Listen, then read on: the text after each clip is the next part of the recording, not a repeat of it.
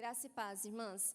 Vamos poder nos assentar, nos aconchegar, para nós desfrutarmos um pouco mais de tudo isso que nós já viemos aí todo esse mês de julho aprendendo, não é? Que coisa boa, tantas coisas boas, tanta novidade, e aquilo que não tem sido novidade tem sido fortalecido em nós. E isso é muito bom. Deus é bom o tempo todo, né? Hoje nós vamos falar do temperamento melancólico. Quem já descobriu o seu temperamento? Olha lá, o melancólico. Quem já descobriu o seu temperamento? Se você já sabe, já fez um teste, sabe que você é melancólica, ou já te disseram, por exemplo, olha, você é melancólica, você tem tudo de melancólico. E nesse intervalo, se te lançaram um perfil de que o melancólico, né, é um temperamento de uma pessoa triste, cabisbaixa, não é, tá? O melancólico, o temperamento melancólico, ele não é triste, não é de uma pessoa triste. O temperamento melancólico é aquele temperamento daquela pessoa que gosta de ficar na dela. Ela gosta do canto dela. Ela gosta do cantinho dela. E não necessariamente ela está triste, porque ela está quietinha. Então, esse é um grande mito que às vezes se carrega de que o melancólico é sofrência pura, né? E não é, né? Então, o melancólico, ele é, queridas, considerado o mais rico de todos os temperamentos. Uau! E hoje você vai ver, no decorrer disso, como você vai concordar, porque nós vamos aprofundar hoje dentro do melancólico. Nós temos artistas aqui bíblicos inéditos para vocês verem. Então, o melancólico, ele é um temperamento mais rico de todos. É o mais talentoso de todos. O melancólico é aquele temperamento da pessoa profunda. O melancólico é para dentro. É para cá. Enquanto um sanguíneo e um colérico é para fora, expande, é extrovertido, né? O melancólico, ele é para dentro, ele é profundo, é sensível. Então, tem essa característica, o melancólico. Muitas características muito bacanas que vocês vão ver. Eu acho que de todos os temperamentos, o que mais tem característica top é o melancólico. Tá? O melancólico são pessoas talentosas, extremamente talentosas. São pessoas profundas, pessoas sensíveis a emoções, extremamente sensíveis. Né? Já viram a que a pessoa fala assim, ai, ela é tão sentimental. O melancólico é assim, tá? Ele é bem sensível. O melancólico, diferente do sanguíneo, diferente do colérico, pensa antes de falar. O melancólico não é o que lhe vem na telha que lhe sai pela boca. Não. O melancólico, ele é analítico, ele reflete, é uma pessoa reflexiva. Aquilo que ele recebe, ele leva para dentro, ele aprofunda, ele reflete, ele pensa, e aí depois ele solta. Então, essa é uma característica. Possui uma mente privilegiada. O melancólico tem mente brilhante. Tá? Ele é tendencioso a gênio. Gênio, eu falo de inteligência. Tá? Os maiores cientistas, filósofos, inventores eram melancólicos. Tá? É Albert Einstein, melancólico. Bill Gates, lá da Microsoft, melancólico. Tá? Então, são pessoas de mente brilhante, têm memória boa. Às vezes você fala, nossa, eu descobri que eu sou melancólico, mas a minha memória é péssima. Né? Mas, às vezes, tem muitos outros fatores aí que vai interferindo nesse decorrer de tempo. Mas, geralmente, tem uma memória muito boa. Essas pessoas... Obrigada, Fabi. Essas pessoas, elas são tendenciadas a gostarem mais da arte, da música, da dança. Por quê? Porque é tudo aquilo que você consegue exteriorizar que vem de dentro. Porque como elas são profundas, a arte, né, é aquela questão de você exteriorizar, pôr para fora o que está dentro, através da arte. Mesma coisa é através da música. Então, exterioriza aquilo que está lá dentro através da música, através da dança. Então, são pessoas assim que vai mais para essa área. Tem poucos amigos. O uma característica do melancólico é ter poucos amigos. Por quê? Porque o melancólico, ele é criterioso. Tem que se passar na peneira quem vai ser amigo do melancólico, tá? E só que quando é amigo, irmãs, não existe melhor amiga do que uma melancólica, porque é a amiga leal, fiel, amiga de toda hora. Você pode ligar para ela 3h30 da manhã, que ela nunca vai dizer assim, acredita que fulana me ligou? Nunca, tá? Nunca. Ela vai dizer, nossa, estou aqui, jamais vai ser com aquele olhar. Por quê? Porque o melancólico, ele tem uma empatia muito grande. Extremamente empático. É uma amiga que é capaz de sacrificar-se pela amizade. Porque ela é extremamente leal. Essa é uma característica. Aprecia a sua própria companhia. Gosta de ficar na sua. Gosta de ficar tranquilinha. A companhia dela, ela não precisa de ninguém para estar ali, eu estou feliz. Não, a própria companhia dela é boa. Então, é aquela pessoa que ela gosta de ficar no quarto dela, ela gosta de ficar ali num cantinho tranquilo, pensando, refletindo. E não significa que ela está triste por isso, mas ela gosta da companhia. Diferente de um sanguíneo que tem que estar no meio de gente, o melancólico não precisa disso, não necessita disso daí, tá? Ama sua casa, ama seu canto e é bastante idealista. Tem muito pouco de realista e muito idealista. Porque como ele é profundo, como ele pensa, reflete demais, ele idealiza. Isso acontece na amizade. Porque quando uma melancólica é amiga daquela, né, tem a amiga dela, e aí ela começa a idealizar que aquela amiga precisa ter a mesma postura que ela, né? Precisa ser recíproco. Então, ela idealiza que aquela amizade vai ser perfeita. Ou em outras coisas, o casamento perfeito, o marido perfeito, o emprego perfeito, idealiza que vai ser tudo top, né? Atribuem grande importância a tudo. Ou seja, com o melancólico não tem superficialidade. Ele é profundo. E tudo é importante. Pode ser uma coisa que você fala, nossa, que simples. Mas ele vê importância e é importante para ele realmente, tá? Então, muitas características marcantes. É perfeccionista, bastante perfeccionista, detalhista, gosta das coisas nos mínimos detalhes, minuciosamente. O perfeccionismo do melancólico, se ele não cuida, ele pode ter um pezinho lá no toque, lá no transtorno obsessivo compulsivo, de querer ser tudo certinho, tudo milimétrico, tudo arrumadinho, né? Mas é uma grande característica. Mas é bastante habilidoso. A melancólica é habilidosa, tem habilidade para fazer as coisas, é caprichosa. O que você dá, ela faz com capricho. Tá? Por quê? Porque ela tem uma autocobrança e ela tem um perfeccionismo. Então, ela sempre vai buscar caprichar mais para ficar perfeito, né? São leais, dedicadas, cautelosas. Não é como uma colérica que... Vamos. Não, peraí, vamos pensar. E ela vai, põe para dentro, pensa, reflete... Né, o que é pró, contra, o que é tudo. Aí, tudo bem, ela tem cautela em tudo que ela faz. E uma extrema empatia. Extrema empatia. Aquilo que o colérico precisa patinar para correr atrás para ele conseguir, o melancólico sai exalando dele. Por quê? Porque é dele, né? Age bem com motivação. Sem motivação, o melancólico ele é meio apático. Então, o melancólico é aquela pessoa assim, olha, eu vou te convidar para você fazer uma coisa. Eu acho que eu não vou dar conta. Amiga, você vai, você é boa, eu confio no seu potencial. Eu vou te dar esse material, eu vou te dar isso, eu vou fazer aquilo, e você vai, vamos comigo. Vamos. Beleza.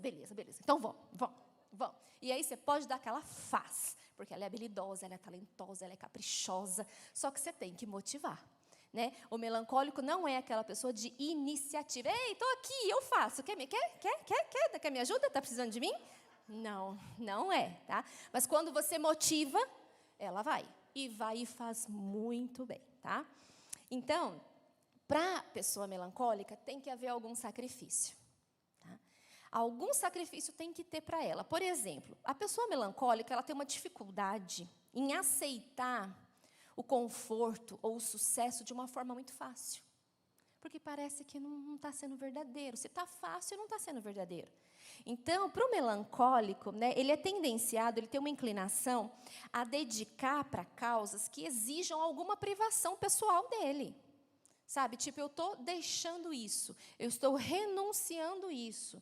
Eu vou fazer isso, mas estou deixando isso para trás. De certa forma, está tendo um leve sofrimento, um leve sacrifício ali. Isso é importante para o melancólico. Porque se não for difícil, parece que não vai render. Então, essa também é uma característica. Agora, uma característica tão bonita do melancólico é que o melancólico é abnegado. O que é isso?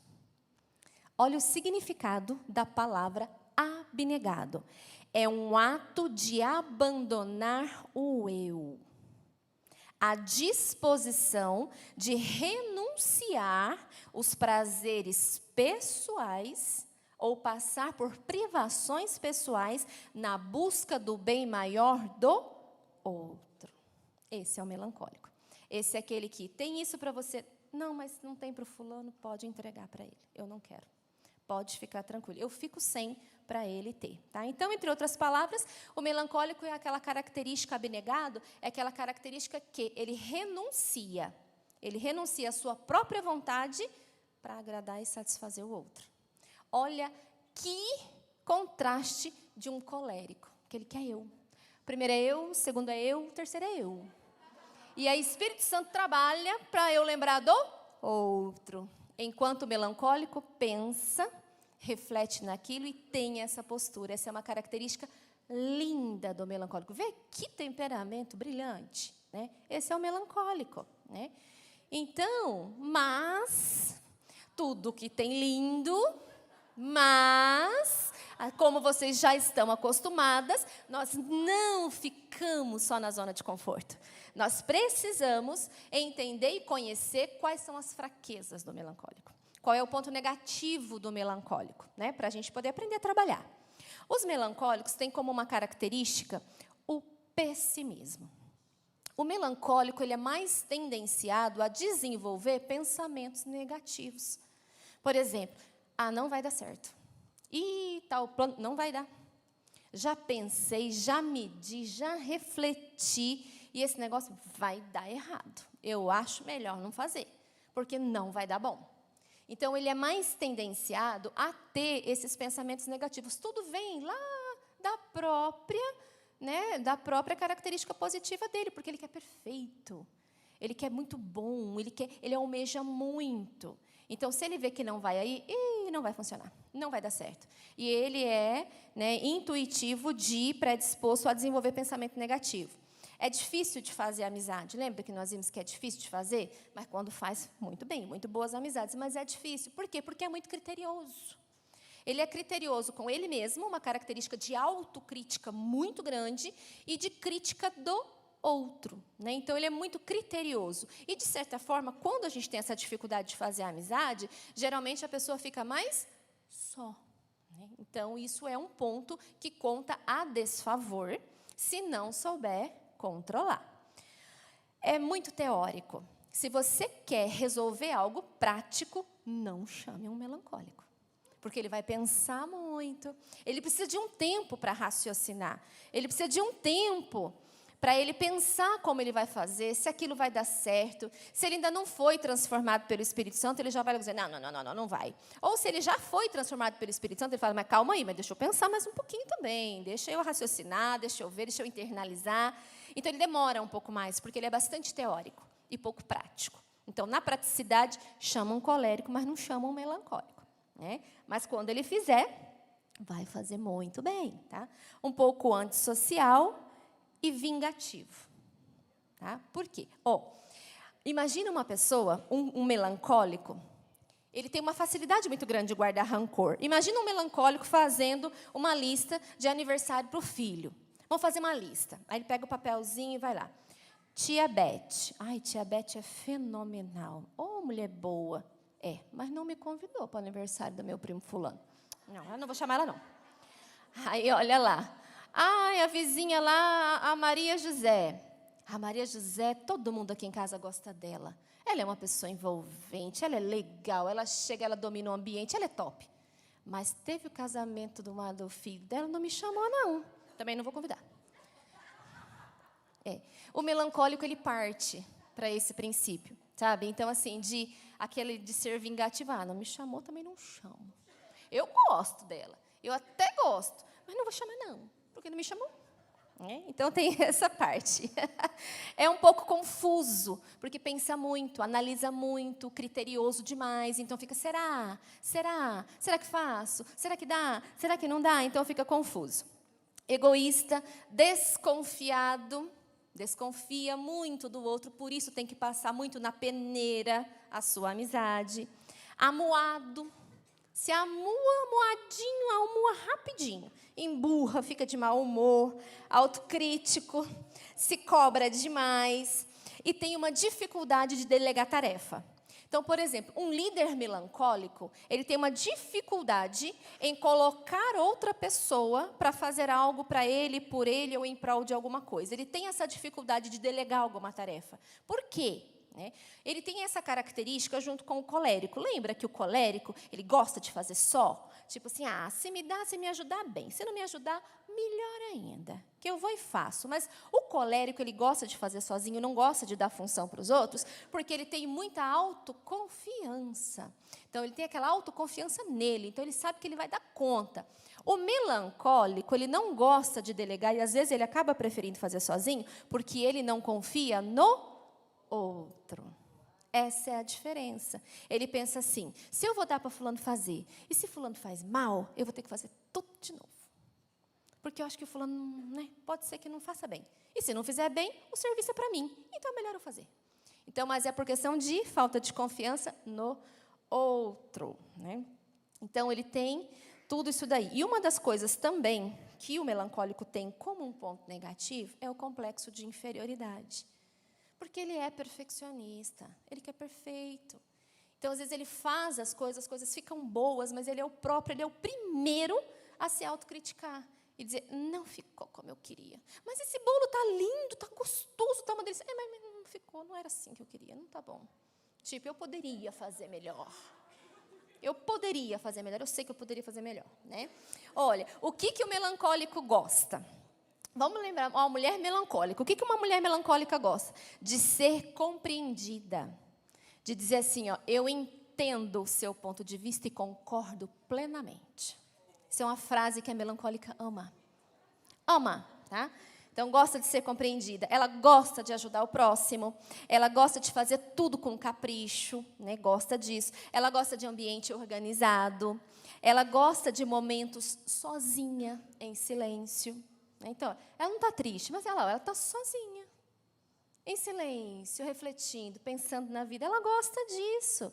Ela gosta de ser reconhecida na sua análise. Olha uma frase que a melancólica gosta. Aconteceu exatamente o que você disse. Ela ama, porque ela analisou toda uma questão, ela analisou uma situação, e ela chegou lá e falou assim, vai ser assim, assim, assim, assim, porque ela analisou tudo. Ela ama ser reconhecida na sua análise. E a pessoa chega e fala, você acredita? Aconteceu do jeitinho que você falou. Ela ama, E agora uma coisa que a melancólica gosta. Uma frase que a melancólica gosta, você vai entender. Quem é melancólica vai entender e concordar e assinar embaixo. Fulano não vai estar lá. Pode ir tranquila, que fulano não vai estar. Por quê? Às vezes tem pessoas, alguns temperamentos, algum tipo de pessoas, que a personalidade, o temperamento melancólico, não gosta. Sabe? Não é fã. Você vai entender de que ela não gosta. Ela não gosta. Aí tem um fulaninho, às vezes, no hall de amizade, ou no âmbito familiar, ou em alguma coisa, sabe? Às vezes, quando é adolescência, sabe aquela tia chata, que você chega lá na reunião familiar e a tia fica assim, tá namorando? E aí, terminou? E tá, não sei o quê. E fulano? E fulano? Sabe aquela tiazinha chata? E aí você fala assim, vamos ter tal coisa, mas vai tranquila. Fulano não vai estar lá. Ai, que alívio. Que alívio. Então, é uma frase que a melancólica gosta. Agora, do que ela não gosta? tá? Ela não gosta de quem promete e não cumpre. Prometeu com a melancólica, cumpra. Porque ela não gosta, se prometeu e não cumpriu. Ela abomina, tá? Ela não gosta. Ela não gosta da superficialidade, porque ela é profunda, ela é sensível, tudo é muito importante para ela, então ela não gosta de nada superficial, porque ela entende que não é verdadeiro, então ela não gosta, tá? Ela não gosta de convite de última hora. Ela não gosta, não. Avise ela com um pouquinho de antecedência, tá? Se é uma festa, para ela pensar que roupa que ela vai usar, que presente que ela vai comprar, como que vai ser, tal. Então, ela gosta de antecedência. Ela não é aquela pessoa que flui na hora e Não, não é. Tá? Então, de cima da hora, ela não gosta. Não gosta de bagunça, não gosta de pressa, tá? Não fica apurando a melancólica, tá? Não fica pressionando a melancólica. Vamos. Ela não gosta de trabalhar sob pressão, ela não consegue. Para ela tem que internalizar, ela tem que pensar, porque ela é muito inteligente, muito habilidosa, mas ela precisa de um silêncio para isso. Então, se você pressiona ela, ela não rende. Tá? E ela não gosta de quem não leva a vida a sério. Não gosta. Sabe aquela característica do sanguíneo? Que, não vou preocupar com amanhã, não. Está tendo problema, tal, o negócio está caindo, está pegando fogo lá fora, mas eu não vou preocupar com isso, não, porque isso vai melhorar. O meu dia é o hoje, eu não quero ficar com isso, não. Isso, para melancólica, é difícil. Então, aquela pessoa que não leva muito a sério as coisas, que brinca demais, que é muito extrovertido, incomoda a melancólica, ela não gosta. Então, devido a todos esses pontos negativos do melancólico, essas fraquezas que ela tem, né, o temperamento melancólico ele é mais tendenciado a sofrer de depressão. Não é um temperamento deprimido, não é. Mas, com todas essas fraquezas de solidão, de pessimismo, de pensamento negativo, de crítica, de perfeccionismo, de se cobrar demais, de ficar muito sozinho, então, tudo isso pode predispor a um melancólico a padecer muito mais fácil de depressão do que um colérico. O colérico morre de tudo, mas não morre deprimido. Deprimido, não. Ele pode morrer de raiva, mas ele não morre de depressão. Então, o melancólico é mais predisposto. Então, precisa-se, né, corrigir toda essa questão interna, toda essa questão íntima, toda essa questão de dentro, para não vir, né, essa probabilidade aí de cair numa depressão, por exemplo. Tá? Então, nós vamos conhecer agora, dentro da Bíblia Sagrada, quem era melancólico. Quem era melancólico dentro da palavra de Deus? E quando eu fui ler, e eu fui pesquisar, e eu fui ver, pasmem, eu também assustei, porque é uma gama de gente bastante, não é pouco não. E olha, aí você vai entender que legal, realmente, graças a Deus pelos melancólicos. Tá? Olha quem é melancólico: Jacó, Salomão, Jonas, João Batista, Tomé, Elias, Eliseu, Jeremias, Isaías, Daniel, Ezequiel, Obadias e o nosso personagem de hoje, Moisés. Todos melancólicos. E dessa gama aqui, a maioria profeta. Era bom? É um temperamento bom ou não é? Vê? Maravilhoso, tá? Então, nós vamos ver, hoje, nós só vamos pegar Moisés. Vamos entender um pouquinho de Moisés, tá? E a gente vai ver algumas características marcantes do melancólico na vida de Moisés, para você conseguir entender um pouco mais sobre isso daí. Então, olha, Moisés, ele era um homem que ele tinha uma mente privilegiada. Lembra que a característica do melancólico é uma mente privilegiada, não é? Moisés foi criado por 40 anos por lá dentro da casa da filha de Faraó. Então, foi criado aí numa cultura egípcia. Ele era um homem talentoso, ele era um homem inteligente. Tá? Essa era uma característica dele. Ele era um homem habilidoso. Moisés, né, conta-se historiadores aí que Moisés, quando conduziu o povo na travessia do deserto, eram aproximadamente 3 milhões de pessoas. 600 mil homens atravessaram o Mar Vermelho, isso sem contar mulheres, crianças e idosos. Então, ele era um homem habilidoso, extremamente, tá? E ele fazia tudo isso daí, foi controlando todas essas pessoas aí como juiz, como profeta, como mediador. Então, ele tinha suas habilidades, né? Moisés foi considerado um dos maiores homens da sua época, inclusive por historiadores e estudantes seculares. O maior da sua época, Moisés foi considerado. Moisés escreveu o Pentateuco. Os primeiros 5 livros da Bíblia foram Moisés que escreveu.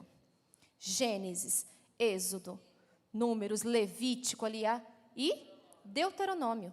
Todos foi Moisés. E alguns salmos ele também escreveu. Inclusive o Salmo 90 e o Salmo 91.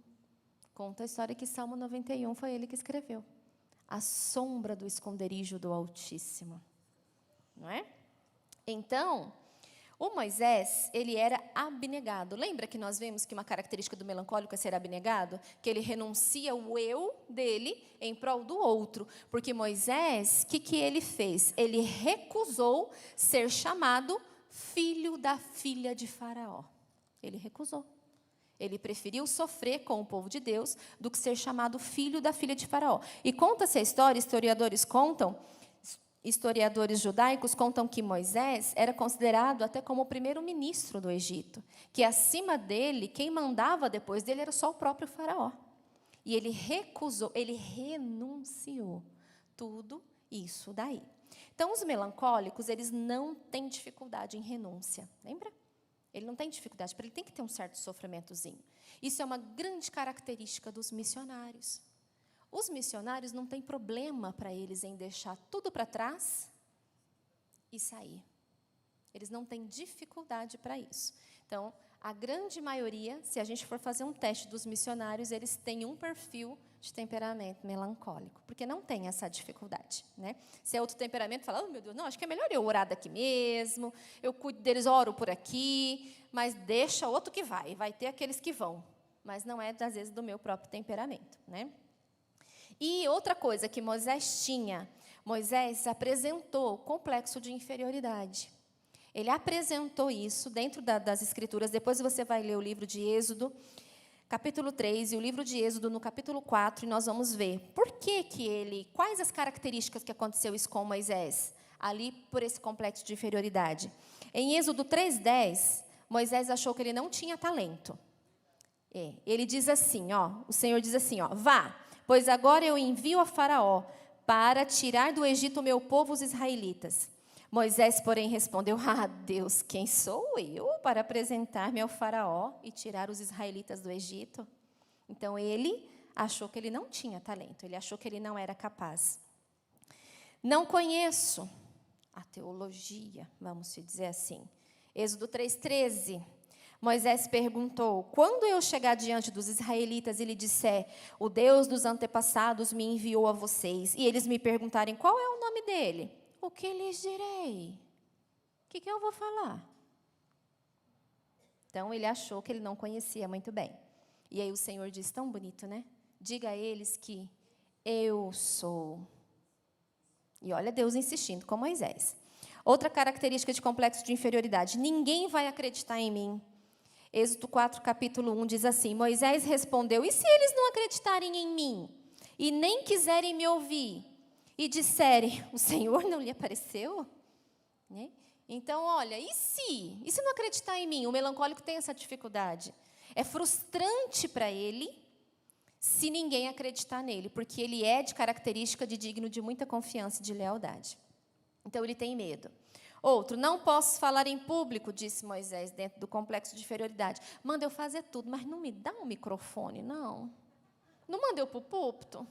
Não manda eu lá na frente do povo, não, porque, né, eu não sei falar, não posso falar em público. Gênesis 4, de 10 a 12, diz assim, disse, porém, Moisés ao Senhor, Senhor, nunca tive facilidade para falar, nem no passado, nem agora que falaste a teu servo, não consigo falar bem. E o Senhor diz assim para ele, quem deu a boca ao homem? Quem deu? Quem fez o surdo-mudo? Quem fez? Quem lhe concedeu vista ou tornou cego? Não sou eu, o Senhor? Então, Moisés sempre foi colocando naquela inferioridade que ele achava que tinha, ele ia colocando desculpas. É característica de complexo de inferioridade aí nessa questão do melancólico. E por último, o birrentim, o marrento, disse assim, não quero ir. Êxodo 4, verso 13. Respondeu-lhe, porém, Moisés, Senhor, peço que te envie outra pessoa. Eu não. Manda outro. Irmão, estou precisando de você, me ajuda nisso, vamos colaborar aqui? Não, melhor você chamar outro. Eu não vou não. Né? Então, vai aquela questão da indecisão do melancólico, ele vai empurrando sempre para outra pessoa, e não para ele. Né? E aí, chegou até a última instância com o Senhor. Olha o Senhor ali, com Moisés, olha o Senhor incentivando, olha o Senhor motivando, olha o Senhor mandando, o tempo todo com ele, né? E chegou na última instância de Moisés, a ponto que ele pediu a morte. E ele pede ao Senhor, melhor tirar a minha vida, né? E depois, Moisés, na travessia do povo no deserto, quando começa aquela mentalidade de deserto, que nós já estudamos, o povo começa a reclamar de tudo, o povo começa a querer sentir falta do alho, da cebola, do pepino, não sei lá das quantas do Egito, e começa toda aquela coisa, aquela indisposição, todo aquele sofrimento, e Moisés fala assim, mas meu Deus, mas por que o Senhor não gosta de mim, né, Deus? Por que o Senhor mandou logo eu? Por que eu tenho que sofrer com esse povo? Por que eu tenho que carregar? Eu não sou babá desse povo, não. Por que eu tenho que fazer isso? Por que eu? Por que eu? Por que eu? O Senhor não gosta de mim. Tudo eu. Conta tudo para sua mãe, Kiko. Né? E aí, ele fala, é melhor que eu morra. Melhor que eu morra. Né? Então, ele chega a pedir, ele vai se lamentando, vai se lamentando, vai se lamentando. Né? Então, né, o verso 15 é assim, de Números 11, de 10 a 15. Se é assim que o Senhor vai me tratar, olha, se é assim que o Senhor vai me tratar, mata-me. Mata logo, né? Outro profeta melancólico que pediu a morte, Elias. Elias pediu a morte. 1 Reis 19, 4, quando ele senta debaixo daquele pé de zimbro, que fala que é uma árvore conhecida, lindo por flores amarelas, né? Elias vai lá e diz assim, Senhor, já tive o bastante. Já tive bastante, tira a minha vida, porque eu não sou melhor do que os meus antepassados. Outro que pediu a morte foi Jonas. Jonas 4, verso 3. Agora, Senhor, tira a minha vida, eu imploro, porque para mim é melhor morrer do que viver. Porque quando o Senhor manda Jonas falar com Nínive, que ele vai, que ele corre, que ele vai para o ventre da baleia, e depois quando ele vai e prega, e que o povo começa a se arrepender, e que o Senhor vê que eles estão se arrependendo, ele fala, tá bom, então agora eu não vou fazer isso. Aí Jonas emburra. Ele amua. Né? Bem eu sabia que o Senhor é bonzinho, que o Senhor perdoa, que o Senhor é compassivo, que o Senhor é misericordioso, que o Senhor é perdoador. Eu sabia disso. Então, Senhor, tira a minha vida, porque é melhor eu morrer do que eu ter que viver. Então, foi isso que aconteceu. O melancólico, ele é mais tendencioso a concentrar-se nas circunstâncias desfavoráveis. Então, ele é tendencioso a se concentrar em toda circunstância que não está favorecendo. Ele tem essa tendência. Por isso, ele tem uma grande facilidade de se entristecer mais rápido do que qualquer outro temperamento. Né? Até aqui, nós caminhamos aí numa jornada muito boa de autoconhecimento. Não é?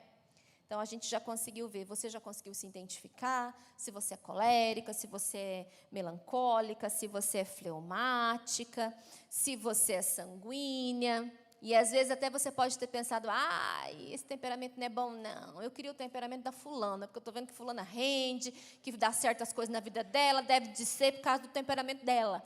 Né? Então, às vezes, você até cobiçar o temperamento da outra. Eu quero dizer para você, não tem temperamento ruim. Porque o seu temperamento, o meu temperamento, é o tempero que Deus colocou em nós. Lembra? O melancólico é o mel puro.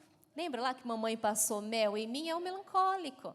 Então, é o seu tempero. Foi Deus quem fez assim. E tudo que Deus faz é bom, é perfeito. Então, não tem temperamento ruim, tá? Mas, se você já conheceu, se eu já sei, se você já sabe, nessa jornada do autoconhecimento, você já aprendeu, eu quero te dizer que de nada adianta o seu autoconhecimento se você não souber o que vai fazer com ele. Não adianta nada. Ah, mas eu vou te dizer o que você não vai fazer. O que você não vai fazer? Guarda isso. Não use o seu temperamento como desculpa por seu mau comportamento. Tá? Ah, eu agi assim. Ah, tem razão, eu sou colérica. Eu posso ter meus ataques de raiva porque eu sou colérica mesmo, né? Ah, eu falei sem pensar, falei demais. Quando vi, soltei e falei, ah, mas tudo bem, eu sou sanguínea. Todo mundo vai entender. Né? Então, assim, não use o seu temperamento para justificar um mau comportamento da sua parte. Porque isso não é interessante. Todo temperamento tem o seu ponto positivo, tem o seu ponto negativo, tem o seu ponto forte e também tem o seu ponto fraco. Mas também existe uma coisa que eu vou te dizer hoje. Toda fraqueza do nosso temperamento, eles criam hábitos fortes. A fraqueza do nosso temperamento cria hábito forte. Por exemplo, o melancólico, ele não é mais tendencioso, uma fraqueza dele, um ponto negativo dele, não é tendencioso a ser pessimista, a ter pensamento negativo? Ele pode criar o hábito de pensar sempre negativamente, né? Então, isso torna hábito na vida dele. Hábito aí, toda uma coisa que acontece ali diariamente, todo dia, isso vai virando um hábito. Então, os pontos negativos nossos, as nossas fraquezas podem se tornar hábito, tá? Então, nós precisamos, né, entender que isso não pode acontecer e é contra isso. Nós aprendemos, nós conhecemos para saber contra o que nós precisamos lutar e em que nós precisamos melhorar, né? Nós podemos ter o nosso temperamento transformado? Podemos sim. Nossa, Débora, mas eu lembro que você disse que o temperamento, você nasce com ele, você morre com ele, porque é um fator biológico. Exatamente. O seu temperamento, ele não vai mudar, amor. Se você nasceu colérica, você vai morrer colérica. Se você nasceu melancólica, você vai morrer melancólica. Só que há possibilidade e jeito de se transformar todos os seus pontos negativos. Porque o que é positivo está ótimo, bênção de Deus. Não que o seu negativo não seja, porque você imagina, se todo temperamento só tivesse ponto positivo, eu acho que o Espírito Santo ia sentar e ia ficar olhando lá e dizer assim, o que eu vou fazer? Né? Então, a nossa dificuldade, a nossa fraqueza, ela nos impulsiona a crescer, a buscar, a querer mudar. Então, isso também, de certa forma, é bom, mas a gente precisa estar ligado nisso. Não podemos guardar como nosso bichinho de estimação. Então, nós vamos ver 3 passos para ter o nosso temperamento transformado. Vamos lá? Transformação é um exercício íntimo, tá? De dentro. É diferente de mudar. Às vezes eu posso pegar esse vaso daqui e mudar ele de lugar. Eu vou e mudo, porque não vai passar aqui nesse corredor, eu vou e tiro, mudo de lugar, coloco para lá. E às vezes até coloco outro no lugar aqui. Transformação, eu vou podar, eu podo aqui, eu arrumo aqui, para fazer com que ele passe ali. Então, eu dei uma transformada aqui nele, mas eu não mudei ele. Ainda é ele, porém, está transformado. Primeiro passo, para você conseguir ter o seu temperamento transformado. Confesse a sua fraqueza. Confesse o seu pecado. Senhor, a minha dificuldade, lembra que eu compartilhei a minha dificuldade como colérica é ter compaixão, é ter empatia, é me preocupar com o próximo, é eu olhar com bons olhos o problema do próximo. Senhor, essa é a minha dificuldade, essa é a minha fraqueza. Deus, me ajuda, Espírito Santo do Senhor, me ajuda nesse ponto, confesse. Hoje eu já entendo, hoje você já entende, você conhece qual é a fraqueza, então é ali que precisa ser tratado. Mas o Senhor sabe, mas você precisa confessar, porque a partir do momento que você confessa, significa que você também entendeu o que está sendo prejudicial, né? Então, confesse, como lá o colérico, nossa, a falta de paciência, de falar impulsivamente, de responder, tipo um toma lá da cá, um ataque de cólera, uma ira da bexiga. Então, ir lá, é uma ira da bexiga, coitado do colérico. Vai lá, Senhor, que eu seja pronto para ouvir, tardio para falar e tardio para me irar. Senhor, essa é a minha fraqueza, me ajuda, Pai, eu preciso. Então, confesse, fale, abre a boca, é aqui o meu problema, por favor, me ajuda. Segundo passo, para que a gente consiga ter o nosso temperamento transformado, cuide da sua mente. Cuidado com o que entra. Cuidado do que você está alimentando a sua mente, né? Então, seja muito criterioso com o seu pensamento. Cuidado com o que está vindo. Submeta os seus pensamentos a tudo que é bom, a tudo que é puro, a tudo que é amável, a tudo que é nobre, a tudo que é de boa fama, a tudo que é digno de louvor. Submeta os seus pensamentos a isso. Cuide da sua mente. Tá? Nós precisamos. Terceiro passo para nós conseguirmos ter o nosso temperamento transformado. Crie bons hábitos. Mas nós estamos falando de hábitos transformadores. Não é aquele hábito de que eu acordo cedo, ou só faço um devocional, vou lá ler um versículo, faço um devocional, coloco um louvor, vou para o banheiro, escovo o dente. Sabe aquele hábito repetitivo? São hábitos transformadores que nós precisamos, tá? Além de orar, ler a palavra, meditar naquilo que você está lendo, precisa ser um hábito. Adorar, buscar ambiente de comunhão, buscar estar em ambiente onde você está sendo alimentado de forma boa, com alimento saudável, com alimento bom. Então, tudo isso nós precisamos levar em consideração e criar esses hábitos. Porque quando nós fazemos isso, pode projetar para mim, Efésios, capítulo 4, nós vamos ler o verso 30 ao verso 32. Efésios 4, o verso 30 ao verso 32. Olha o que acontece quando nós conseguimos controlar as nossas fraquezas. Olha, não entristeçam o Espírito Santo de Deus, com o qual vocês foram selados para o dia da redenção. Livrem-se de toda amargura, indignação, ira, gritaria e calúnia, bem como de toda maldade. Sejam bondosos e compassivos uns com os outros, perdoando-se mutuamente, assim como Deus os perdoou em Cristo. Todas as fraquezas que existem dentro de cada temperamento, se nós não deixamos o Espírito Santo controlar e transformar dentro de nós, nós estaremos entristecendo o Espírito Santo. E a palavra diz, não entristeçais ele. Faça isso. Vai desse jeito, vai de outro, faça dessa maneira. Confesse, cuide, vigie sua mente. Pratique hábitos transformadores, porque só assim nós vamos conseguir. Só assim eu e você vamos conseguir ser mulheres controladas pelo Espírito Santo, com temperamento transformado, para conseguirmos nos relacionar melhor.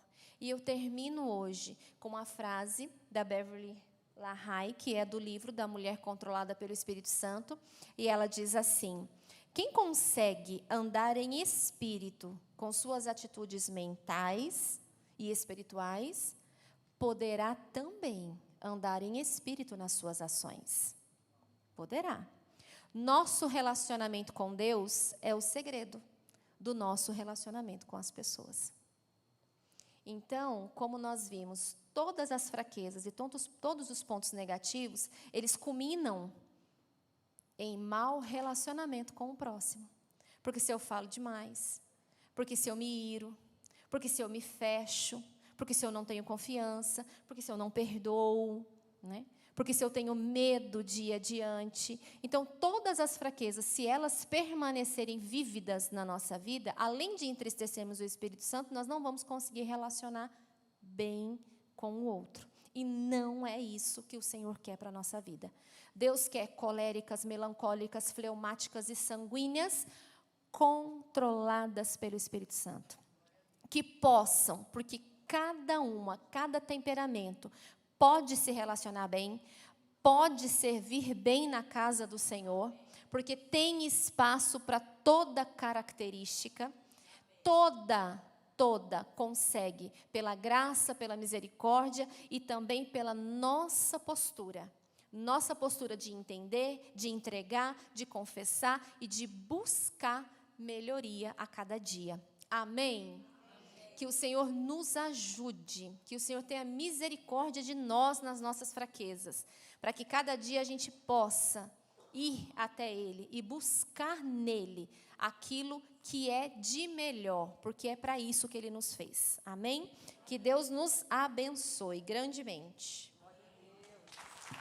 Deus Pode abençoe. aplaudir ao Senhor, Ao Senhor. com muito mais força, por tudo que Ele tem feito até aqui. Ebenezer, até aqui o Senhor tem nos ajudado, amém? Você pode se assentar, é uma alegria estar falando com vocês novamente, um grande desafio. Como a Ângela disse, o Senhor vem me chamando.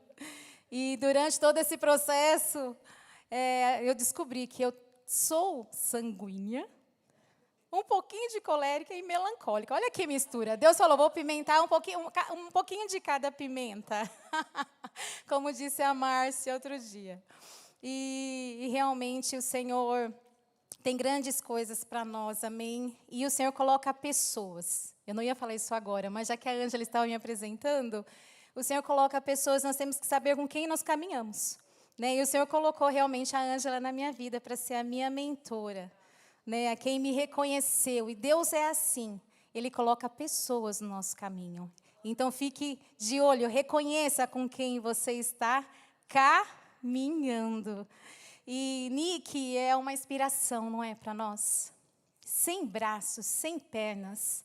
Meu Deus, o que então que a gente pode fazer?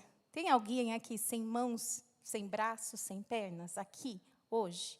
Não tem. Então, nós precisamos fazer uma grande reflexão nesta tarde. Uma grande reflexão. Ele diz assim, Nick, no livro dele, constatei que o meu propósito era converter minhas adversidades em lições para glorificar a Deus e inspirar pessoas. Ele me abençoou com uma graça divina para os outros. Já foi falado no começo. A primeira parte. Deus não faz nada sem propósito. Quando Ele nos usa, é para ajudar os outros. Distribua suas bênçãos com entusiasmo.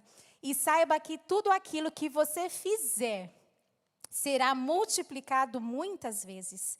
Em todas as coisas, Deus trabalha para que aconteça o melhor para aqueles que o amam. E ele diz, Deus te ama. Olha que lindo, que linda mensagem.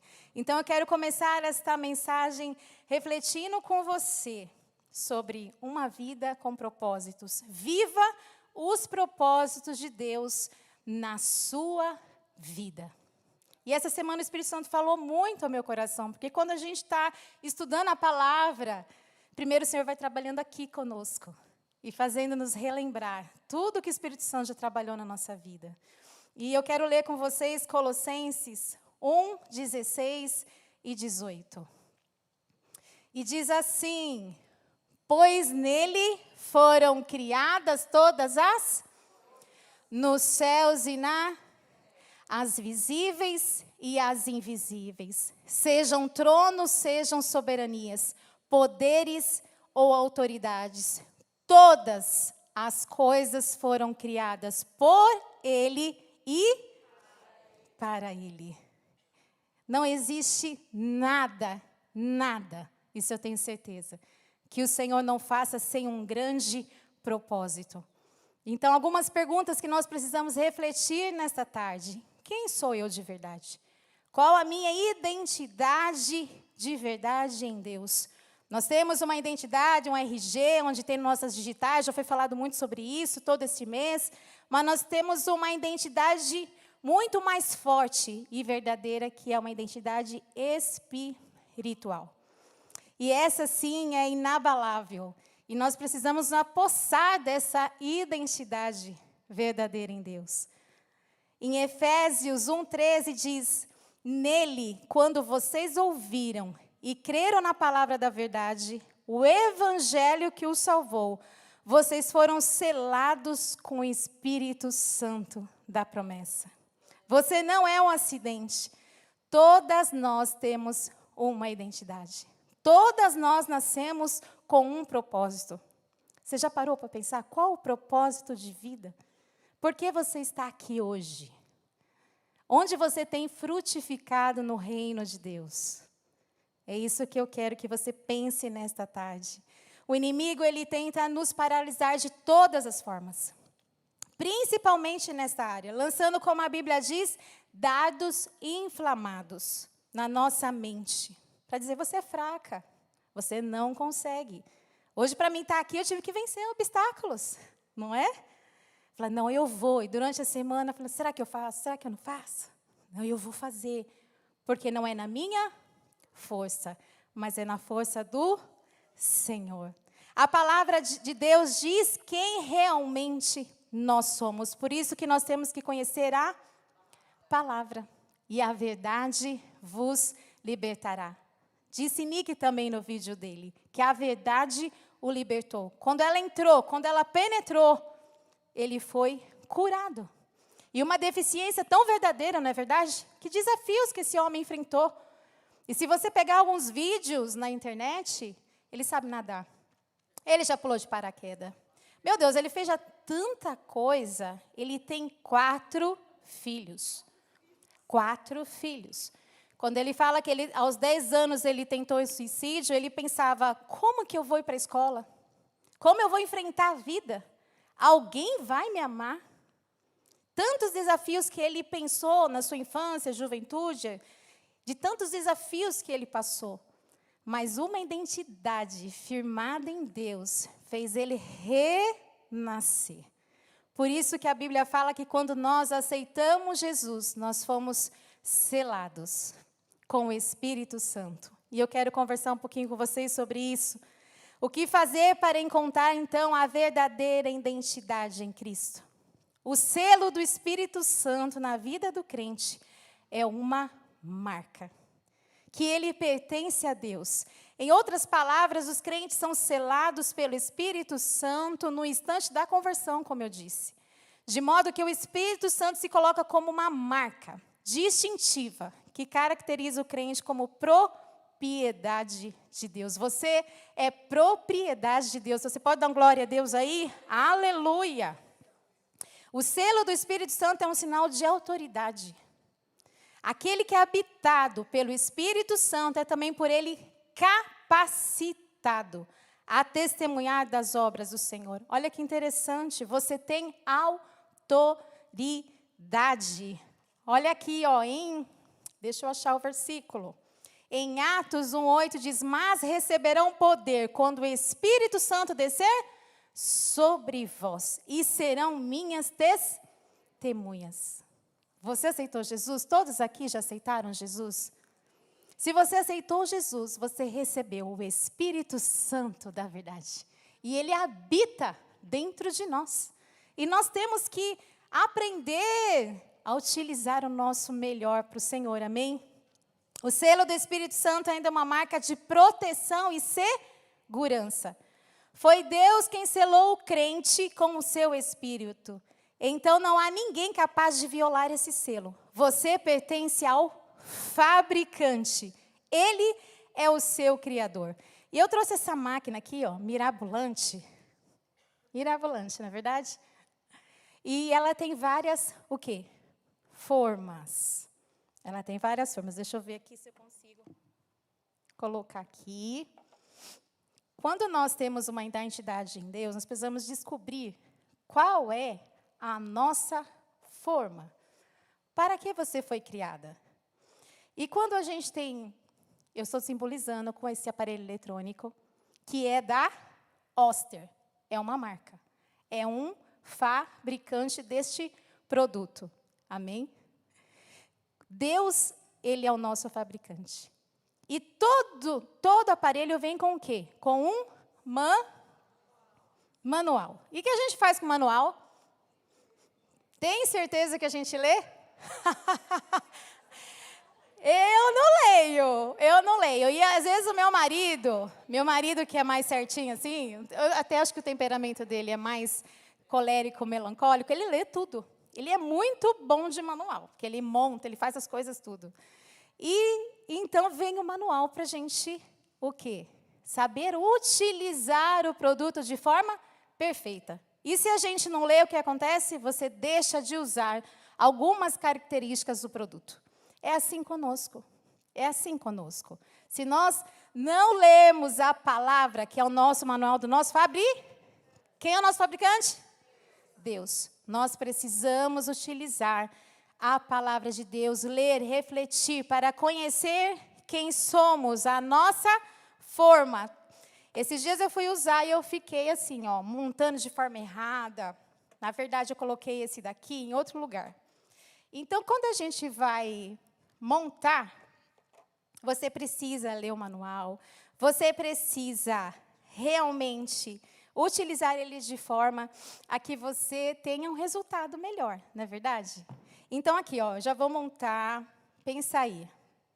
Vou montar certinho. E aqui você vai enchendo de coisas.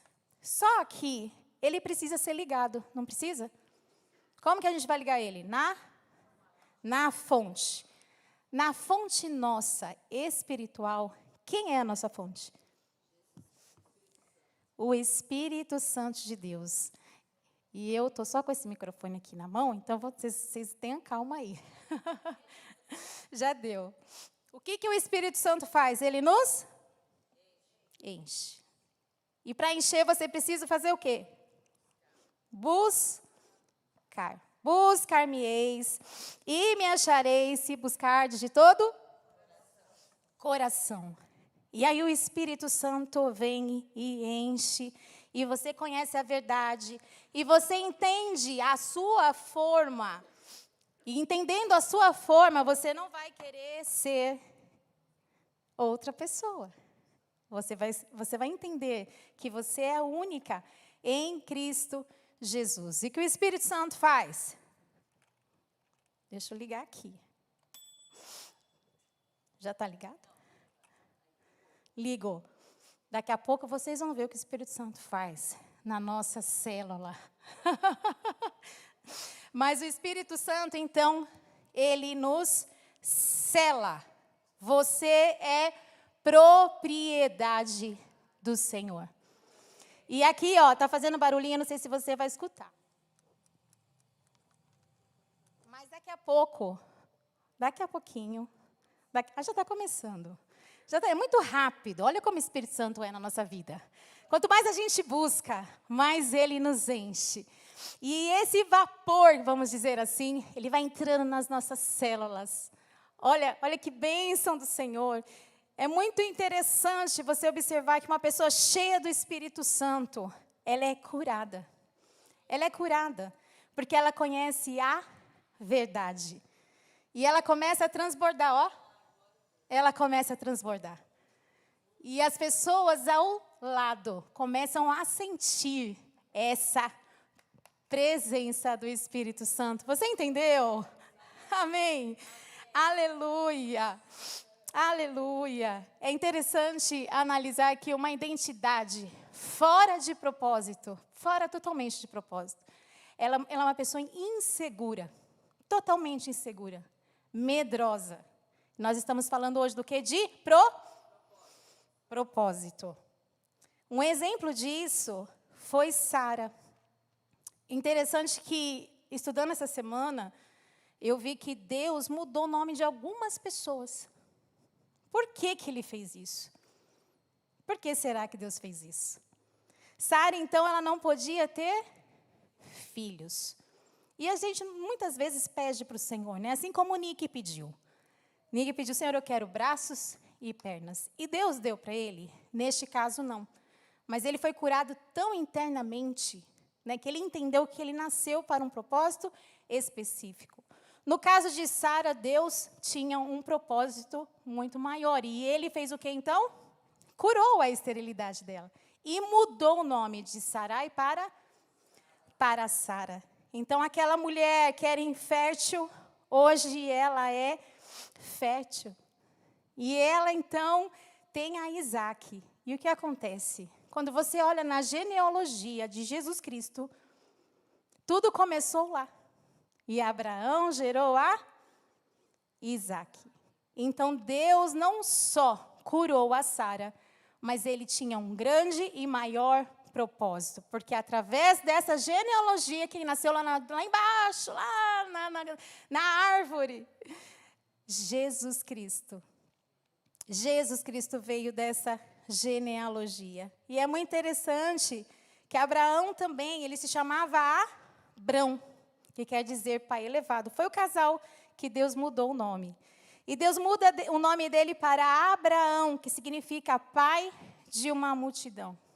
Porque Deus colocou um propósito. Havia um propósito. De uma geração. Tudo que Deus faz, Ele faz com propósito, tem motivos geracional. Ele determinou os talentos naturais que você possuiria e a sua personalidade. Sua vida tem um plano e tem um grande e profundo significado. Deus quer fazer algo novo com você. Você recebe nesta tarde? Deus tem marcado um novo propósito para você. Ele tem um novo propósito. Isso antes ainda da fundação do mundo, diz em Efésios 1:4, porque Deus nos escolheu antes da criação do mundo. Olha que interessante. Então não dependia nem do seu pai e da sua mãe. Ele já nos conhecia. Ele já tinha sonhado com você. E ele diz para sermos santos e irrepreensíveis. Então, nós precisamos viver uma conduta exemplar na sociedade, em sua presença. Em amor, nos predestinou para sermos adotados como filhos por meio de Jesus Cristo, conforme o propósito da sua vontade, para louvor da sua glória, a qual nos deu gratuitamente. Deus tem um propósito conosco. Ele a formou para um propósito e espera que você faça o máximo. Diga assim, máximo. Com aquilo que você recebeu. Ele não quer que você se aflija ou fique cobiçando os talentos do outro. Que normalmente nós tendemos a fazer isso. Né? Eu quero ser a Ângela. Olha a Ângela. Quero ser a Débora. Não. Deus me criou para ser quem eu sou. E nós precisamos aceitar e tomar posse. Entendeu? O melhor uso para a sua vida é servir a Deus com o que você sabe fazer. Então, a gente vai falar um pouquinho sobre dons e talentos. E assim, é visível quando a gente tem algum dom, não é verdade? Porque tem alguns dons que são o quê? De nascença. Que a gente chama os dons da graça. E nós vamos falar um pouquinho daqui a pouco sobre isso. Então, comece fazendo algumas perguntas a você mesma. Onde você pôde ver frutos na sua vida e que outras pessoas já falaram para você? Olha, você faz muito bem isso. Você faz muito bem aquilo. Onde? Pense aí. Onde você foi bem-sucedida? Faça um autoexame de dons e liste suas capacidades. Nós precisamos nos conhecer. Nós já conhecemos nosso temperamento, não é verdade? Agora a gente precisa conhecer as nossas habilidades. Para quem? Para o reino de Deus. Você nunca saberá em que é bom enquanto não tentar. O que você é um presente de Deus para você. O que você faz consigo é um presente seu para Deus. Você tem dezenas de habilidades escondidas e dons que desconhece porque nunca o pôs à prova. Nós precisamos nos desafiar. Por isso, eu incentivo você a tentar fazer coisas que você nunca fez. Em qual área você é melhor? Pense aí. Esse é um passo para você descobrir o seu dom. E eu vou falar um pouquinho com vocês dos dons da graça. A gente sempre estuda sobre isso na adoração. E tem os dons da graça, os dons ministeriais e os dons espirituais. Mas hoje eu quero falar com vocês exatamente sobre os dons da graça. É um presente, uma doação do Pai ao nascermos. Paulo cita 7 dons em Romanos 12, de 7 a 8. O dom da profecia. Vamos ver se vocês vão se identificar aí. Esse dom Deus dá ao nascer é uma facilidade de expressão, de falar bem em público. Existem pessoas que nascem temperadas com essa graça, outras não. Serviço ou ministério, a pessoa que é temperada com essa graça tem o prazer em servir. E às vezes as pessoas falam assim, nossa, mas Deus deu o dom da graça só para os crentes. Não. Dons da graça Deus deu para todos. Para todos. Mas Ele tem propósito. Ele deixou o livre-arbítrio para que nós aceitemos a Ele ou não. Mas tudo Deus fez para um propósito. Ensino, a Bíblia diz que aquele que ensina deve se esmerar em fazer da melhor forma. Então, essas pessoas, elas gostam de estudar, mas lê muitos livros, elas aprendem, têm muita facilidade, amam ler.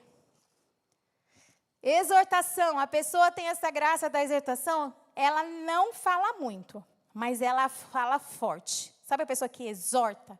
Quer dizer, ela dá um conselho. Quando a pessoa abre a boca, as pessoas ouvem com atenção, você pode perceber. É uma pessoa que tem sempre um conselho na palavra de Deus. Contribuição, a Bíblia diz que existe aquele que contribui com liberalidade. Essa é uma graça também. Há pessoas que nascem capacitadas em saber como lidar com o dinheiro. Porque às vezes as pessoas perguntam, nossa, por que a pessoa ela não é crente? E ela é tão rica, mas ela tem uma habilidade que Deus deu para ela quando ela nasceu, de lidar com o... E Deus, imagina como Deus não usa uma pessoa dessa no reino dele.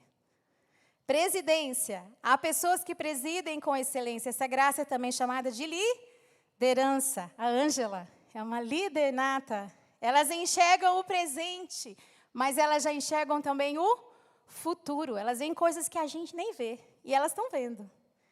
O dom da misericórdia é fácil de ser percebido. A pessoa abraça, ajuda, ela ama com facilidade, ela está sempre se dispondo para o outro e na obra do Senhor. Então, dentre todos esses 7 dons, depois eu vou compartilhar essa mensagem no WhatsApp, vocês pesquisem mais a fundo, se entendam, se conheçam para trabalhar para o reino de Deus. Como disse a Ângela, nós vamos para o novo templo, tão grande, não é, Márcia? E nós precisamos que vocês entendam a que o Senhor as chamou para trabalhar na obra. Seja fazendo um café, seja fazendo o que for, façam tudo para a glória de Deus. Esse é meu próximo tema. Você deve se guiar pelo padrão de excelência do céu. É 1 Coríntios 10:31 que diz: portanto, quer comais, quer bebeis, ou façais qualquer outra coisa, fazei tudo para a glória. Deixe-me dizer uma coisa, você não é todo mundo. A nossa mãe não fala? Falava quando eu era pequena, você não é todo mundo. Você é única. Deus colocou todo o seu amor e cuidado na criação. Em Gênesis, quando nós lemos, Deus fala, eu criou o mundo, e depois ele parou, ele observou, e ele falou o quê? Ficou tudo bom, eu gostei, está maravilhoso, está bem feito. Então, nós precisamos ter esse padrão de inspiração, que já Deus nos deu, desde a criação. Nosso patamar é Jesus, sempre haverá uma área para nós melhorarmos, crescermos, aprendemos. Faça o melhor para Deus. Aqui dentro da igreja e fora da igreja, muito mais. Porque o que as pessoas veem fora da igreja, não vai ser, às vezes eles nem leem a Bíblia, mas eles leem quem? A nossa vida, o nosso exemplo. Né? Então, o que nós fazemos fora daqui influencia muito mais do que a gente faz aqui dentro. Potencialize seus dons e talentos. Potencialize. O potencial é a ferramenta. A disciplina é o meio. Precisa de disciplina. A excelência é o produto final. Então, precisa de dedicação. Escolha a disciplina e não a comodidade. O que separa o sucesso do fracasso não é a falta de potencial. Porque às vezes você fala, não sei fazer nada, está sempre se diminuindo. Mas às vezes precisa o quê? De uma disciplina.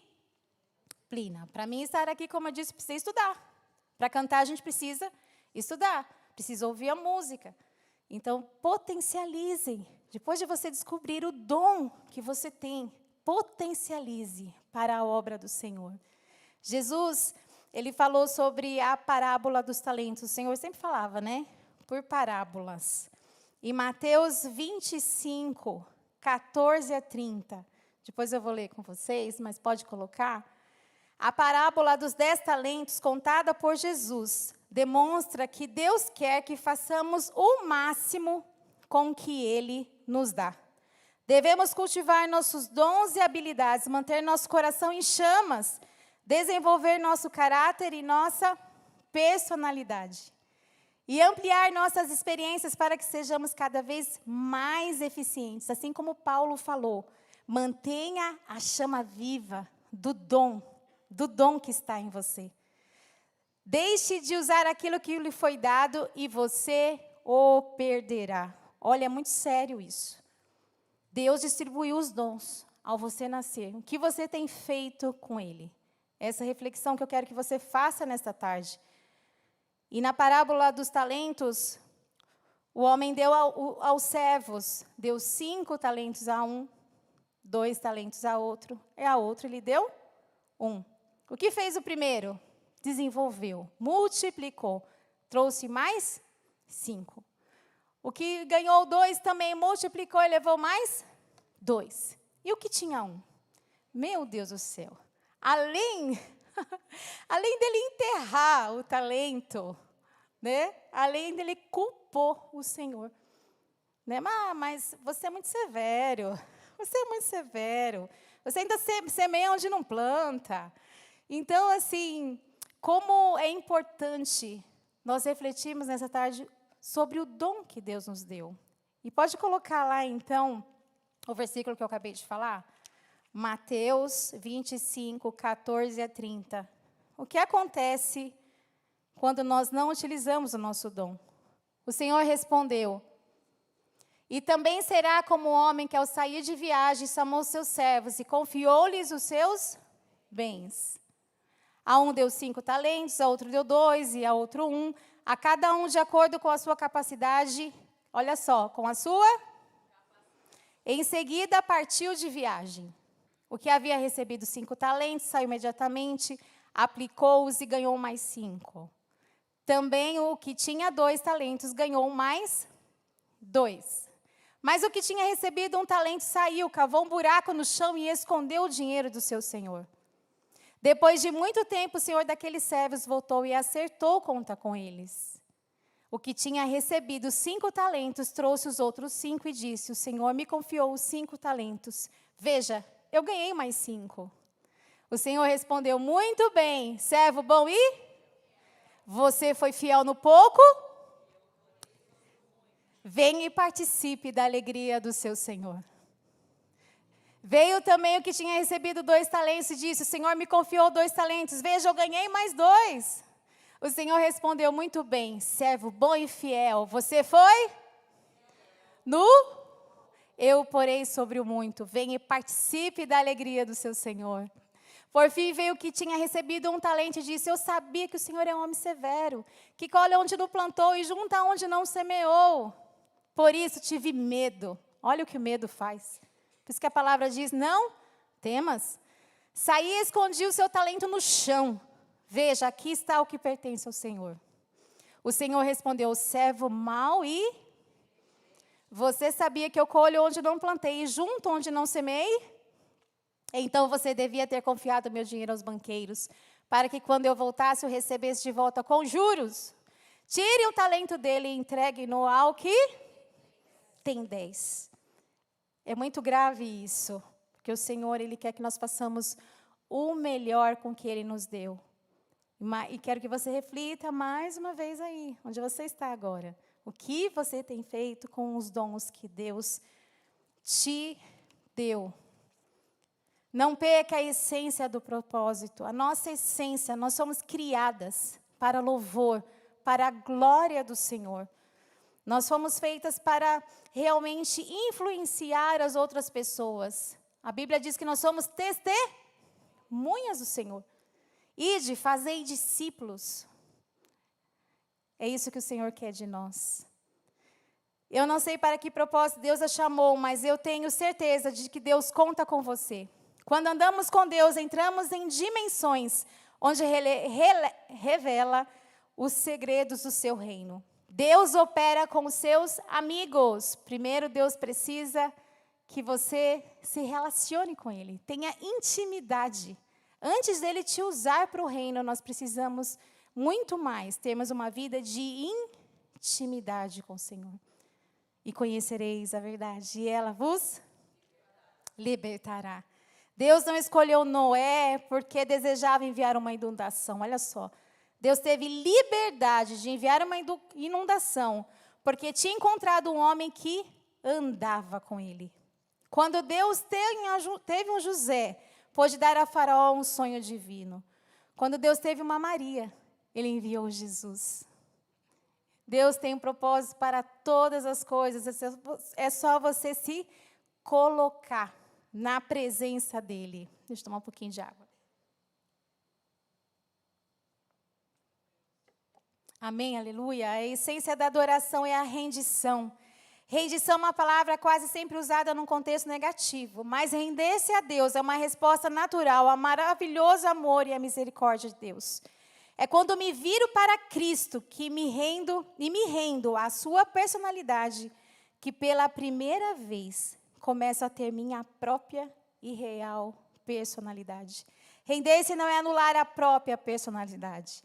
Deus quer utilizar nossas personalidades singulares, como você é. Em vez de diminuir a personalidade, render-se nos aprimora. Render ao Senhor nos aprimora, nos faz conhecer mais dEle, a ficarmos melhores, cada dia melhores. O ato de rendição pessoal é conhecido de muitas formas. Consagração, fazer de Jesus seu Senhor, carregar a cruz, morrer para si próprio, submeter-se ao Espírito Santo. O que interessa é você fazê-lo, sabendo que o Espírito Santo te capacitará para todas as coisas. O Espírito Santo, Ele vive em nós. Como nós começamos essa pregação dizendo que o Senhor você é selada com o Espírito Santo da verdade. E esse mesmo Espírito Santo te capacita a fazer todas as coisas. Aquele que crê em mim fará também as obras que tenho realizado. Fará coisas ainda maiores do que essas, porque eu estou indo para o Pai. E eu farei o que vocês pedirem em meu nome, para que o Pai seja glorificado no Filho. Nós somos o que Deus diz quem somos. Ele nos amou, nos comprou por um alto valor, ao preço de sangue. Nenhuma condenação há para aqueles que estão no Senhor. Nós somos escolhidas. O Espírito Santo habita em nós. Faça assim, ó, o Espírito Santo, Ele habita em mim. Diga assim, você está capacitada. Diga, eu estou capacitada para viver o sobrenatural. Você tem que tomar posse dessa palavra. O Espírito Santo está convosco todos os dias. E se você hoje está aqui precisando de um milagre, eu quero dizer para você, você tem a Jeová Rafá. Jeová Rafá, que é o Deus que te sara. Se você está precisando de uma provisão nesta tarde, você tem a Jeová Jirê. Oh, aleluia! Se você está caminhando nesse processo de santidade, você tem quem te capacita, Jeová Mikadesh. Ele é o Deus que te santifica. Oh, aleluia! Você precisa de alguém que lute suas guerras? Está difícil? Você tem a Jeová Sabaote, o Deus que luta as suas guerras. Você tem todo o potencial, está aí dentro. Deus é contigo, amém? Aleluia! A nossa identidade está firmada no nosso Deus e estamos vivendo nesta terra só de passagem. Para pensar, o Senhor nos planejou antes da criação do mundo. E Ele tem um propósito. Para quê? Não só enquanto estamos nesse plano aqui, ó, nessa terra, mas para sermos treinados para a eternidade. Ele fez tudo apropriado ao seu tempo. Conhecer seu propósito o prepara para a eternidade. Utilizar esse dom que está sendo lapidado aqui Enquanto você está aqui, você está sendo lapidada. E processo dói, viu? Processo dói. Mas aguenta firme, que você está sendo lapidada para o melhor. Para viver com o Senhor. E lá você usará os seus dons e talentos de forma plena ao lado do Senhor. Também colocou no coração do homem, diz o versículo, desejo profundo pela eternidade. Contudo, o ser humano não consegue nem perceber completamente o que Deus realizou. O céu é o nosso lar, nossa pátria, e reinaremos como reis e sacerdotes. Eu quero ler com você, 1 Pedro 2, de 9 a 10. Pode colocar lá? 1 Pedro 2, de 9 a 10. Eu vou lendo com vocês, que ainda não está lá.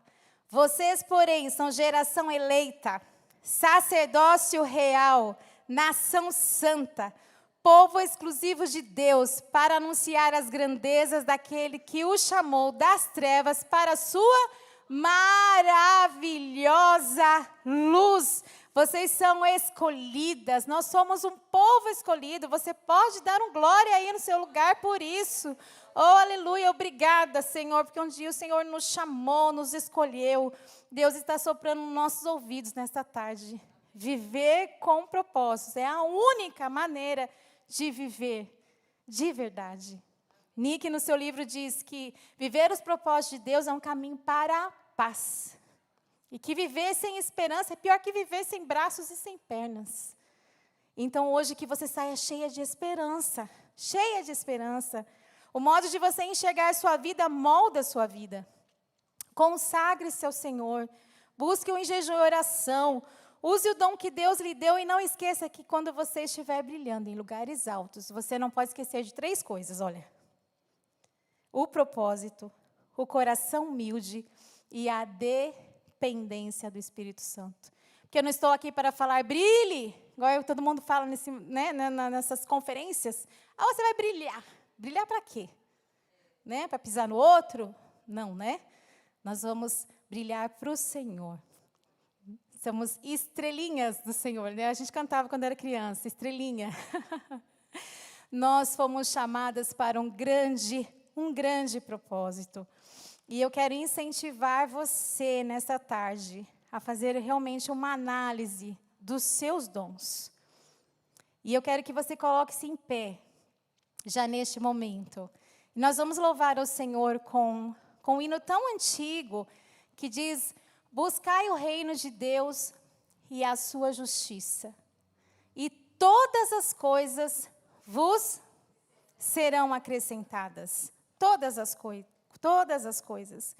Então, eu desejo do fundo do meu coração que essa palavra possa ter penetrado na sua mente e no seu coração, para que o Senhor faça realmente um trabalhar na sua vida, para que você use os dons que Ele colocou em você, que Ele te escolheu para a obra dEle, que você possa influenciar pessoas. Nick, no seu livro, diz que ele ganhou, esse vídeo que foi passado, foi em 2011, olha quanto tempo. Sabe quantas almas eles já tinham ganhado? 200.000 almas. Isso foi em 2011. Quantas almas que eles já não ganharam? Então, você precisa ter na sua mente, a que propósito? Né? Às vezes a gente fica pensando tantas coisas banais. Eu não posso, eu não consigo, eu não tenho valor. E o Senhor está falando para você, você pode. Você é a única. Mas Ele não quer só sarar o seu coração. Ele quer usar você para sarar outras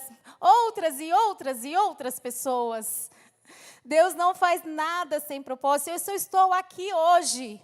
É porque o Senhor um dia me sarou também. Mas com propósito. Eu tinha que estar aqui ministrando com vocês. E Deus coloca pessoas no nosso caminho, como eu disse, como a Ângela, para realmente incentivar. Então, saiba com quem você está caminhando. E coloque no seu coração. Chegue em casa, faça uma oração assim de coração contrito mesmo. Fale com o Senhor.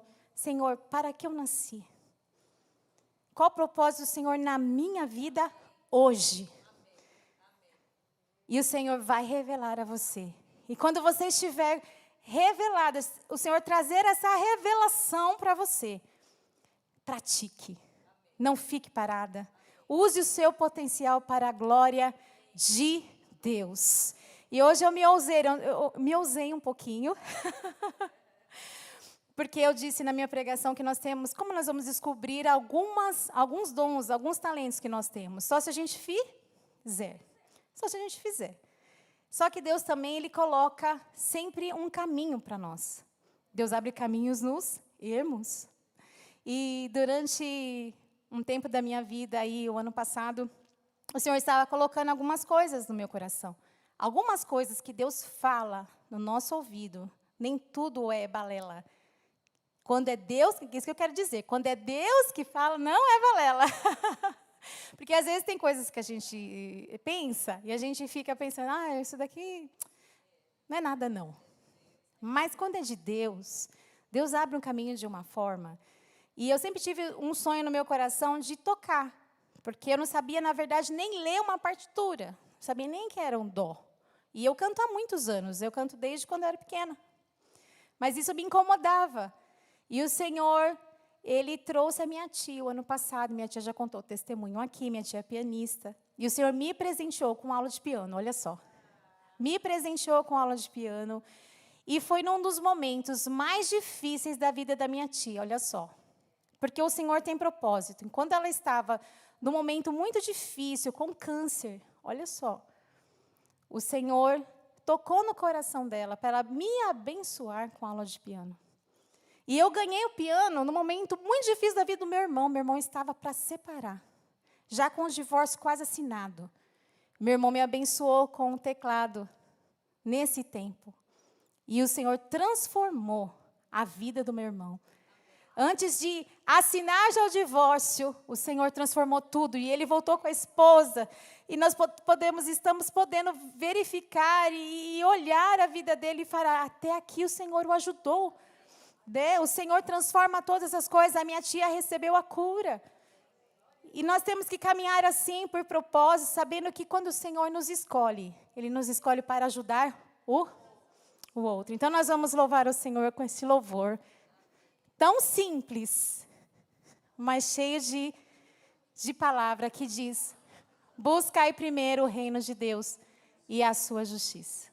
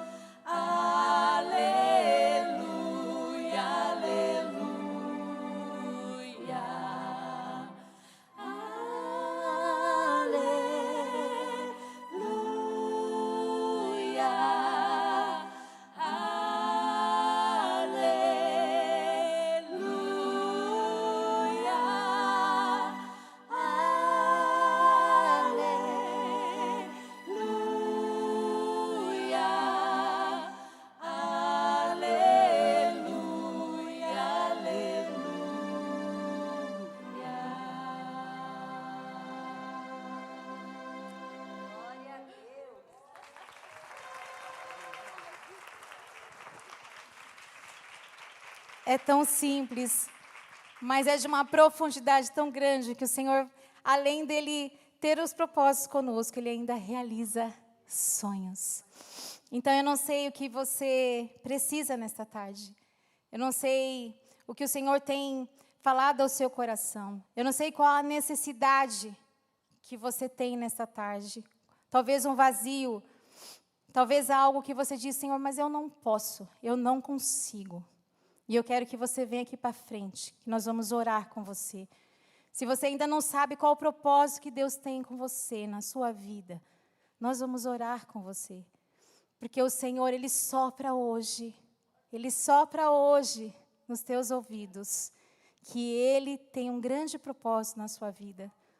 E que Ele vai te usar para ganhar muitas almas para o Senhor. Você pode pegar essa palavra aqui nesta tarde, em nome de Jesus. E se você quiser receber oração, vem aqui à frente agora. Nós vamos orar por você. A Ângela pode vir aqui. Nós estaremos orando. Amém. Pode falar, Ângela. Quando nós começamos o campo de batalha da mente, foi algo muito claro que o Senhor colocou no meu coração. Desde a primeira infância, o diabo luta contra os seres humanos para que não desenvolvam os dons que o Senhor na graça dele já depositou. Desde quando você foi formada no ventre da sua mãe, o Senhor já colocou dons preciosos na sua vida. E o inimigo, ele luta, ele traz pessoas para dizer que você não é, para dizer que você é feia, para dizer que você é burra. Vocês lembram contra mim quantas palavras foram lançadas? E sempre na área do meu dom. Sempre na área do meu dom. Eu ouvi muitas palavras de que eu era burra, de que eu era inútil, de que eu era feia. Palavras no nível assim, olha, se eu te deixar para morar numa casa de prostituição, até lá você vai morrer de fome, porque nem para isso você vai prestar. E hoje eu entendo que era Satanás usando a vida dessas pessoas para me matar já ali no período de pré-adolescência. Então, essa tarde é para você sair daqui com a consciência de que Deus te deu algo extraordinário. Amém. E que nessa tarde, a tarde de libertação, que as deficiências que o diabo tentou plantar contra a sua vida, isso é mentira. É verdade, Deus. Porque o dom que Deus te deu é muito maior do que qualquer prisão emocional. O diabo, ele trabalha nas prisões emocionais. Ele trabalha na nossa emoção. Não adianta ter um corpo perfeito e a mente doente. Qual que foi o diferencial desse irmão que testemunhou? A mente dele era perfeita. Então, por ter uma mente perfeita, o corpo se aperfeiçoou. O corpo não impede a mente, mas a mente impede o corpo. Vocês entendem? Então, em nome de Jesus, nós vamos fazer uma oração de batalha. Olha quantas mulheres, Débora. Nós vamos fazer uma oração de batalha. Amém. Por libertação, para o Senhor quebrar essas amarras nessa tarde. Amém. Por favor, nós temos mentoras aí, vem aqui na intercessão. Nós vamos estender as mãos sobre as nossas irmãs. E vamos profetizar cura e libertação. Em nome de Jesus, a começar na mente. Na forma como você se vê. Porque não adianta nada Deus ver você capacitada, ver você aperfeiçoada, mas você se ver como um nada. Então essa visão, nessa tarde, ela tem que ficar aqui no altar.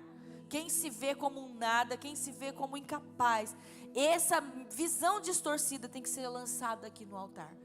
Para você sair daqui em nome de Jesus, abraçando a identidade espiritual que Deus deu para você.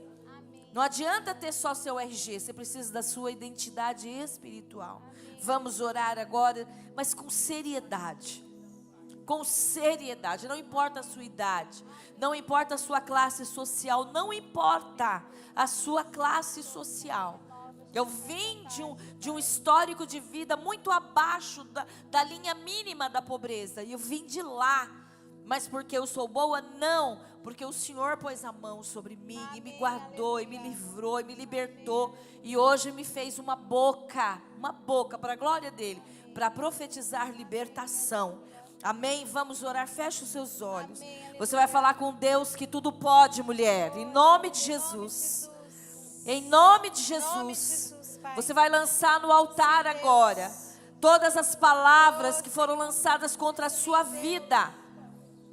Entrega a Deus agora todo o pensamento que vem dizendo que você é inútil, que você não pode, que agora você já está velha, que você não consegue. Isso são mentiras de Satanás. Nessa tarde você conheceu a verdade e essa verdade te liberta. Mas você precisa abraçar a verdade que vem de Deus. Pai, em nome de Jesus, diante da tua palavra, Senhor, as tuas filhas tomam agora uma atitude de fé. E elas vêm à frente, porque elas creem nesse momento que o Senhor depositou nelas dons e talentos, mas muitas não têm força, Senhor, não sabem por onde começar. Então vem agora com o enchimento do Teu Espírito sobre cada uma das minhas irmãs que está aqui na frente. Senhor, tira, Senhor, as escamas dos olhos, para que elas vejam o que o Senhor colocou no secreto de cada uma. Usa a vida das minhas irmãs, Senhor, com poder, com graça. Derrama, Senhor, novas ideias. Derrama, Senhor, inspiração divina sobre cada uma delas. Ó Deus, e agora em nome de Jesus, nós intercedemos. Envia os Teus anjos agora para cortar todo laço, Senhor, daquilo que o inimigo tem lançado para aprisionar os pés da sua filha, para trazer fracasso, para trazer depressão. Senhor, eu repreendo o espírito da depressão nessa tarde. Eu repreendo agora em nome de Jesus toda ideação suicida. Saia em nome de Jesus. Eu profetizo vida sobre as tuas filhas, Senhor, em nome de Jesus. Porque elas sendo vivificadas, elas levarão vida aonde elas forem. Senhor, libera as asas das tuas filhas, para que elas voem em direção ao teu propósito, para que a vida delas valha a pena, para que realmente elas sejam testemunhas vivas do teu poder e da tua graça. Então toca, Senhor, em cada coração agora. Cada mentora vai tocando no coração. Vai tocando no coração agora das minhas irmãs, em nome de Jesus. Em nome de Jesus, toda ferida emocional,